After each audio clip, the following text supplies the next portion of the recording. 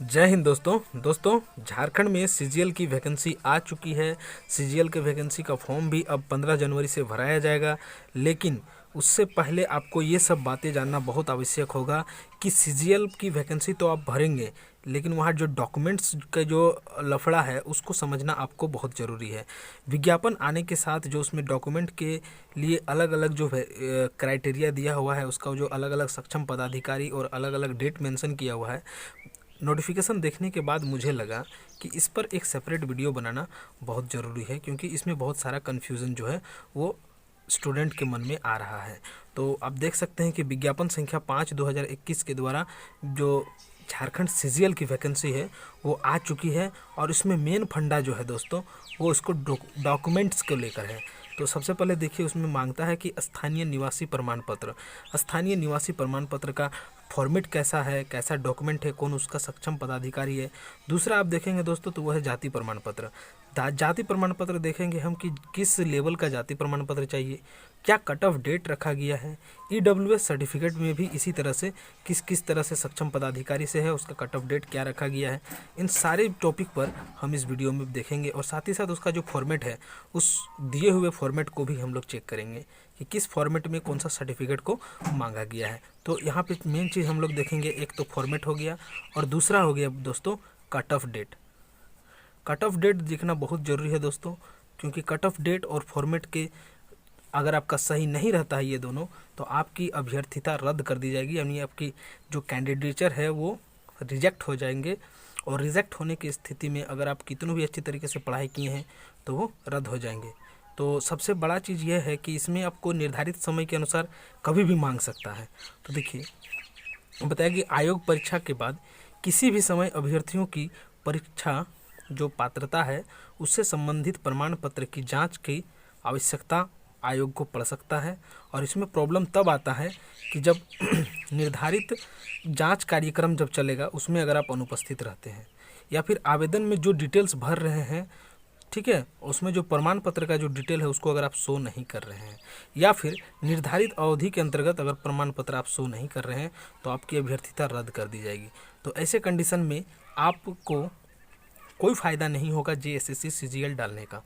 तो इसको लेकर मैं एक कंप्लीट सॉल्यूशन वीडियो लेकर आया हूँ, जिसमें मैं आपको बताऊंगा कि किस तरह का कट ऑफ डेट और क्या फॉर्मेट होना चाहिए, कौन से सक्षम पदाधिकारी से उसका बनना आवश्यक है। तो वीडियो को अंत तक देखें, क्योंकि हर एक सेकंड में वीडियो में एक इम्पॉर्टेंट डेट और इम्पॉर्टेंट फैक्ट को लेकर आऊँगा। तो इसी तरह से और वीडियो पाने के लिए चैनल को सब्सक्राइब कर लिए, लाइक से कमेंट करते रहें, ताकि मैं आपको और ज़्यादा से ज़्यादा वीडियो दिखा सकूं। तो चलिए दोस्तों देखते हैं कि क्या है उसमें। तो सबसे पहले हम देखते हैं स्थानीय निवासी प्रमाण पत्र, यानी रेसिडेंशियल सर्टिफिकेट। अगर हम रेसिडेंशियल सर्टिफिकेट की बात करें तो 2 जून 2016 द्वारा जो निर्धारित किया गया है फॉर्मेट, उसी फॉर्मेट में अनुमंडल पदाधिकारी के स्तर से जो 2/6/2019 या इसके बाद का सर्टिफिकेट ही मान्य होगा।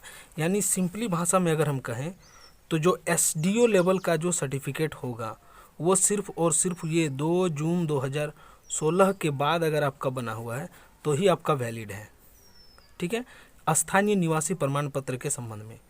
अगर ये है तब तो ठीक है, या फिर एक है और डेट है, एक और कट ऑफ डेट है, वो है 19/7/2019।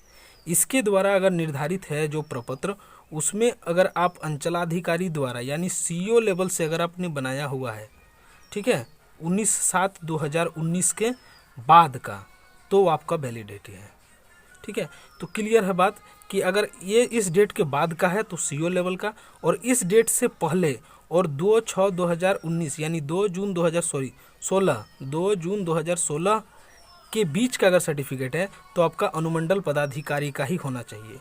2 जून 2016 से पहले किसी भी पदाधिकारी के द्वारा या फिर किसी भी फॉर्मेट में कोई सर्टिफिकेट मान्य नहीं होगा। तो इसमें आप कंक्लूज़न निकाल सकते हैं कुल मिला के कि 19/7/2019 के पूर्व सिर्फ सीईओ लेवल का अगर है, ठीक है, तो वो मान्य नहीं होगा। इससे पहले का डेट में अगर सीओ लेवल का है तो मान्य नहीं है, और अगर 2 जून 2016 के पूर्व किसी भी स्तर का बना हुआ है तब भी मान्य नहीं होगा। और एनेक्चर में अंकित जो भी विहित प्रपत्र है, यानी फॉर्मेट में जो दिया हुआ है, जिस फॉर्मेट में, उस फॉर्मेट से अगर आप हट के बनाते हैं, अगर हट के बनाया हुआ आपके पास सर्टिफिकेट है तब भी मान्य नहीं होगा। या तो फिर आवेदन जो समर्पित कर रहे हैं आप, उसका जो अंतिम तिथि निर्धारित किया गया है दोस्तों, उस अंतिम तिथि के बाद अगर आप बना रहे हैं तो मान्य नहीं होगा। तो इतने सारे मान्य नहीं होने का मतलब ये है कि आपका जो है वो कैंडिडेचर रद्द किया जा सकता है दोस्तों। तो ये हो गया रेसिडेंशियल सर्टिफिकेट का बात। अब हम लोग देखते हैं कि जाति प्रमाण पत्र के लिए क्या क्या क्राइटेरिया है, कौन सा सक्षम पदाधिकारी उसको नियुक्त कर सकता है, कट ऑफ डेट क्या है। तो इसमें हम सबको कैटेगरी वाइज देखेंगे। तो सबसे पहले हम देखते हैं एससी और एसटी के लिए कि एससी और एसटी के लिए क्या मान्य है। तो एससी और एसटी के लिए जिला अनुमंडल के उपायुक्त या अनुमंडल पदाधिकारी यानी डीसी या फिर एसडीओ, डीसी और एसडीओ लेवल का अगर बना हुआ, किसी भी डेट पे अगर बना हुआ है तो वो मान्य होगा, बशर्ते कि वो जिस फॉर्मेट में विहित प्रपत्र में दिया हुआ है बस उसी फॉर्मेट में होना चाहिए।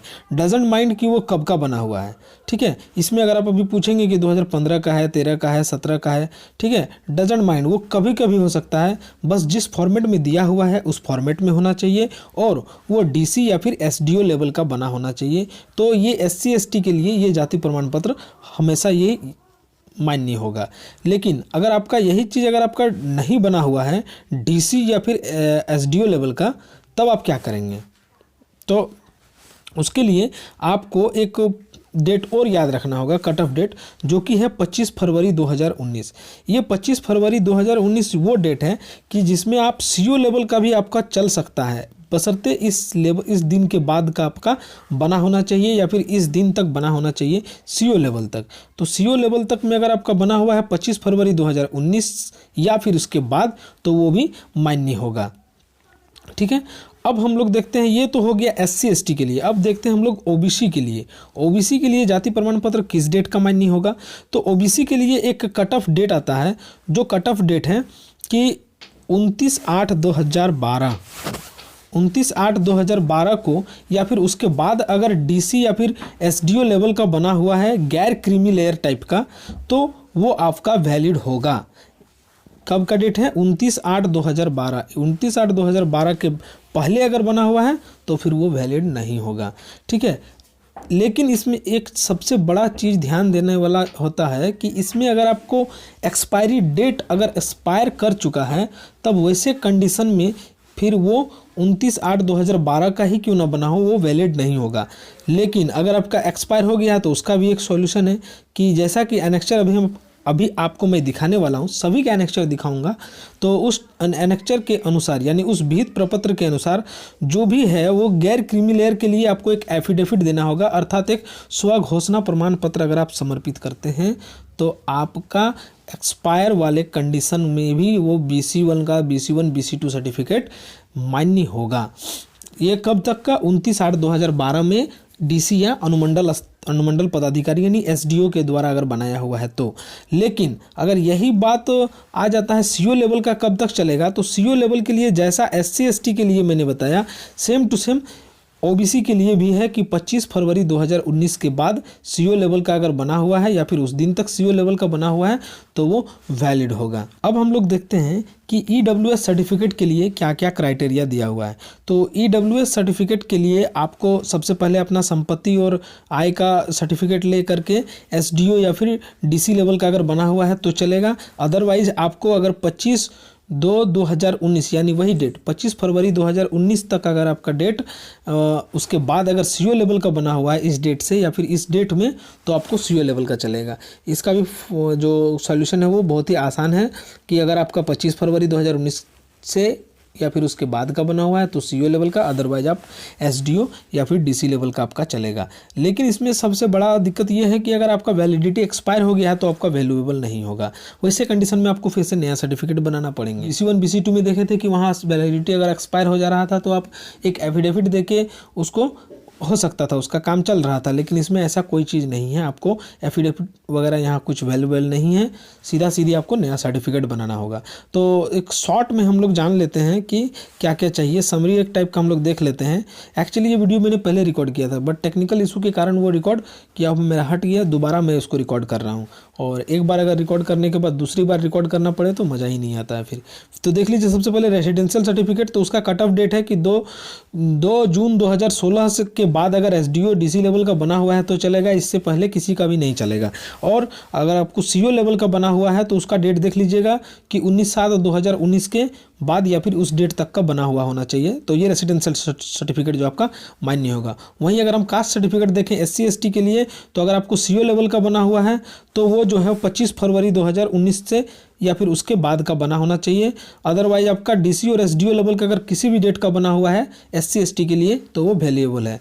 वहीं अगर हम ओबीसी सर्टिफिकेट देखेंगे तो ओबीसी सर्टिफिकेट के लिए कट ऑफ डेट रखा गया है 29/8/2012, जिसमें आपको एसडीओ या फिर डीसी लेवल का बना होना चाहिए। अगर वो एसडीओ या फिर डीसी लेवल का बना हुआ है तो आपका वैलिड है 29/8/2012 के बाद। और यही अगर एक्सपायर हो जा रहा है तब आपको एक एफिडेविट देना होगा, और एफिडेविट देने से वो हो जाएगा। और अगर आप चाहते हैं कि इसमें सीओ लेवल का क्या डेट है तो वो है आपका 25 फरवरी 2019, जो कि एससी एसटी वाला भी था। और वहीं पर ईडब्ल्यूएस सर्टिफिकेट के लिए भी अगर सीओ लेवल की अगर आप बात करते हैं तो 25 फरवरी 2019 ही है। और अगर एसडीओ या फिर डीसी लेवल का है तो वो चलेगा, लेकिन एक्सपायर होने की कंडीशन में आपको नया बनाना होगा, ओबीसी वाला कंडीशन इसमें फॉलो नहीं होगा। तो चलिए अब हम लोग देखते हैं इसका फॉर्मेट्स के बारे में, कि जो फॉर्मेट दिया हुआ है उसको आप मिलान कर लेंगे किस तरह से। फॉर्मेट मिलान करना आपके लिए बहुत ज़रूरी है, तो चलिए फिर वहाँ देखते हैं। तो दोस्तों मेनली हम लोग इस फॉर्मेट में यही देखने वाले हैं कि इस फॉर्मेट में आपका जो आप सर्टिफिकेट आपके पास है और ये जो फॉर्मेट दिया हुआ है इसमें आप मैचिंग कर लें कि क्या क्या इसमें ज़रूरी टर्म्स है जो कि होना चाहिए, और अगर वो नहीं होता है तो क्या दिक्कत होगा। ठीक है, तो हम लोग इस फॉर्मेट में मेनली यही चीज़ को देखने वाले हैं। तो हो सके तो आप अपने जो भी सर्टिफिकेट है उसको आप निकाल के अपने पास में रख लें, ताकि आपको दिखाने में और आपको समझने में सहूलियत हो और आप एक ही वीडियो में सारा कंप्लीट चीज़ सीख जाएं। बाकी आपको दूसरे वीडियो देखने की या फिर इस काम के लिए समय ज़्यादा देने की ज़रूरत ना पड़े। सबसे पहले अगर हम बात करते हैं कि जाति प्रमाण पत्र के लिए, तो ये देख लीजिए एससी एसटी के लिए है, और ये सभी कार्यों के लिए ये होना बहुत ज़रूरी है दोस्तों। ये जो सभी कार्य का लिखा हुआ है ये होना बहुत ज़रूरी है। देखिएगा कुछ सर्टिफिकेट में केंद्रीय सरकार की नियुक्ति के लिए या तो फिर सैनिक के लिए या तो फिर नियोजन के लिए ऐसा कुछ लिखा हुआ होता है जो कि वो वैलिड नहीं होगा। ये नोटिफिकेशन में क्लियर मेंशन किया गया है। तो सबसे पहला चीज़ तो आप ये मिला लें, सब हेडिंग का जो भी डेट वूट वगैरह है ये सब मिलान कर लेंगे।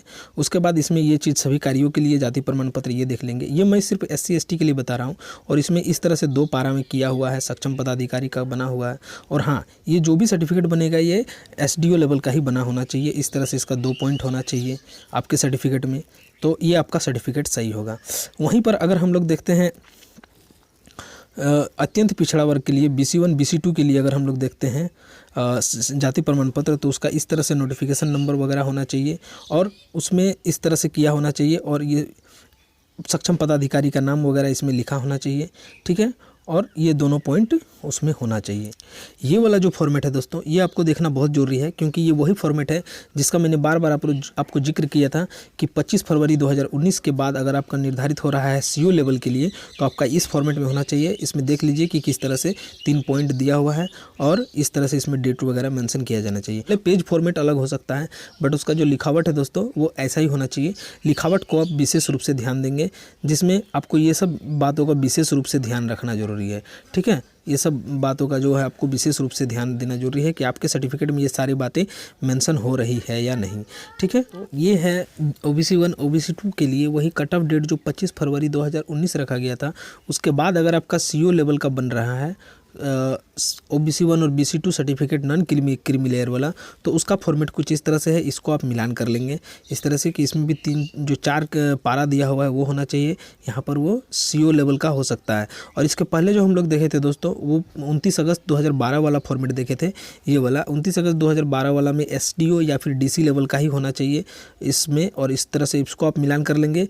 तो OBC1 और OBC2 का जो DC और SDO लेवल का जो था वो मैंने बता दिया। और अगर वैसे कंडीशन में कि जब एक्सपायर हो चुका हो BC1 सर्टिफिकेट या BC2 सर्टिफिकेट, तो वैसे कंडीशन में जो आपको स्वघोषणा करना हो तो उसके लिए ये फॉर्मेट है दोस्तों, क्रीमी लेयर रहित होने संबंधी स्वघोषणा प्रमाण पत्र यानी एफिडेविट। इसको आप एफिडेविट बनवा लेंगे और ये एफिडेविट आप संलग्न करते हैं और अगर आपका एक्सपायर भी हो गया है तो वो काम दे देगा। तो उसका फॉर्मेट आप देख लीजिए कि इस तरह से इसमें किया हुआ है। ये सब सारे डेट वगैरह को आप मेंशन होना चाहिए आप जब एफिडेविट बनवा रहे होंगे तब, ठीक है। तो ये आपका एफिडेविट वाला हो गया और बाकी जितना भी मैं चीज़ बता रहा हूँ उसका फॉर्मेट हूबहू होना चाहिए। वहीं पर अगर आपने EWS सर्टिफिकेट की बात करें तो EWS सर्टिफिकेट आपको इस फॉर्मेट में बना होना चाहिए, ठीक है। और ये सर्टिफिकेट का भी मैंने कट ऑफ डेट आपको बता दिया है कि या तो 25 फरवरी 2019 के बाद हो तो CO लेवल को भी शामिल किया जा सकता है, अन्यथा आपको SDO या DC लेवल का बना होना चाहिए। और इसका जो वैलिड फॉर द ईयर जो लिखा हुआ है दोस्तों, इस डेट पर आप विशेष ध्यान देंगे क्योंकि इस डेट पर अगर आपका ये एक्सपायर हो जा रहा है तो आपका ये सर्टिफिकेट वैल्यूएबल नहीं होगा और आपको नए सर्टिफिकेट बनवाने पड़ेंगे। तो इस चीज़ के लिए इस वीडियो पर इस सर्टिफिकेट में आप इस चीज़ को जरूर देखेंगे। और यहाँ पर आपको रिसेंटली साइज का एक फोटोग्राफ वगैरह भी चिपका होना चाहिए अगर आपके पास बना हुआ है तो, और नहीं तो आप जब बनाएंगे तो आपको पास ये सर्टिफिकेट बना होना चाहिए। तो इस फॉर्मेट को आप देख लेंगे कि आपका इस तरह से ये फॉर्मेट दिया हुआ है या नहीं। उसके बाद हम लोग देखते हैं कि स्थानीय निवासी प्रमाण पत्र, झारखंड का स्थानीय निवासी प्रमाण पत्र के लिए आप इसमें ये सब नीति वगैरह का बढ़िया से चेक कर लेंगे कि ये सब सारा चीज़ जो है वो दिया हुआ है कि नहीं। जो कट ऑफ डेट 2 जून 2016 है जिसमें SDO लेवल का जिसमें बात कर रहे हैं वो उसके अंतर्गत बनाए जाने वाला परिशिष्ट ये है। इसके अंतर्गत आपको बनाना है। अगर आपका इस तरह से बना हुआ है तो आपका चलेगा 2 जून 2016 के बाद का, और इससे पहले का तो आपका कोई सर्टिफिकेट चलना है ही नहीं, ठीक है। और के बाद अगर आप 29/7/2016 का भी वैलिड होगा अगर वो CO लेवल का बना हुआ है तो, ठीक है।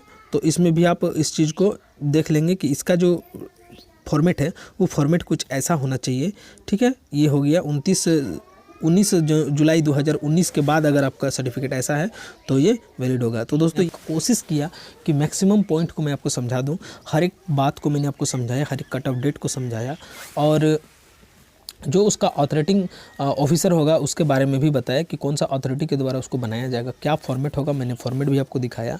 तो यही सब था इस वीडियो में। अगर आपको वीडियो अच्छी लगी हो तो दूसरों तक शेयर करें।